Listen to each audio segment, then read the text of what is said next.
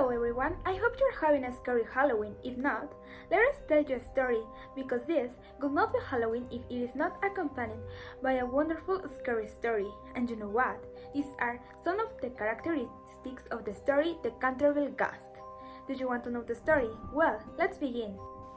When Lord Hiram B. Otis, Minister of the United States, bought Canterville Castle, everyone told him that he was making a mistake, because that place was haunted. Respectable Mr. Otis, I am proud that you are so interested in carrying my Canterville Castle, but I must warn you that I am inhabited by a troublesome ghost who has caused many tragedies, and no servant want to stay in the castle, only the housekeeper. When I ask you please, here I within a list the purchase of the castle. Mr. Canterville, replied Mr. Otis, I thank you for your warning, but you should know that we Americans are fanatical about these stories.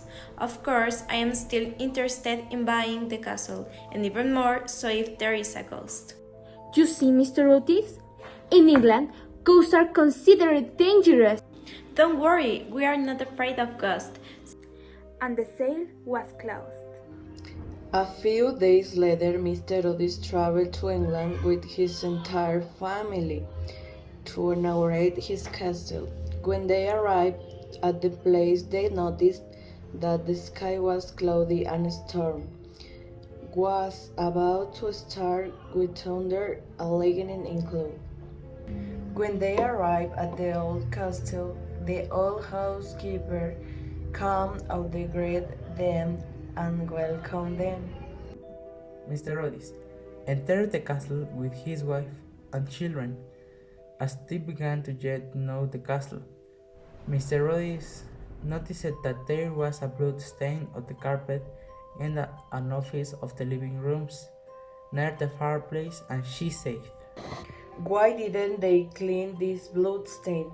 I find it disgusting." Madame, said the housekeeper, that is the bloodstain of the wife of Simon of Canterville, the ghost who lives in this castle and always makes blood reappear. "Impossible to believe," sighed Mrs. Otis. "That stain must be removed." Mother, said the eldest son, I will remove the stain with his wonderful product we brought from home.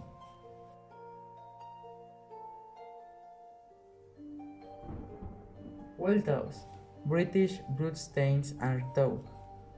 That's not it, said Mr. Otis. This must be the work of the ghost, and we have to erase it anyway. The boy returned to clean the stain for several days in a row. One afternoon, an intense storm started. When it got dark, everyone decided to go to bed. But that night, Mr. Otis heard the sound of chains dragging and could not sleep. He decided to open his bedroom door and found the ghost of Canterville. Mr. Otis saw him in annoyance and said to him, For heaven's sake, will you stop making so much noise? We are trying to sleep. But here, Mr. Ghost, I will have a wonderful product that may be a solution to eliminate the rust and squeaking of your chains. The ghost, indignant, turned around and ran off. While halfway there, the little children threw a pillow at his head while shouting, Hunt for the ghost! Their ghost slid between the walls to get to his hiding place and treat totally tired. I can't believe it, said the ghost angrily. With this same sound of chains, I have frightened many people. The ghost, humiliated and in pain all over his body, went away and did not come off of his hiding place for many days. So he tried to frighten the family but was unsuccessful. One day, the ghost was in the basement watching the trees. Dejected and saddened, at that moment Virginia came in and met the ghost, sat down next to him and said, You look very sad. I am. Nothing makes sense anymore. Why don't we let you be bad? I'm not bad. I just do the things ghosts do. Are you hungry? I can't eat. That's what I died of. Hungry? What a trash! I haven't eaten or slept in 3,000 years. How can I help? Cry for me, Pray for me. You're a woman of innocence, so I can go in peace. Virginia agreed, and the ghost took her by the hand and dragged her down a corridor, and they both disappeared. The Otis family looked for her all over the castle, but when the clock struck 12, the wall opened and she appeared. Virginia saw her mother crying. Where were you? With the ghost, he rests in peace, said Virginia.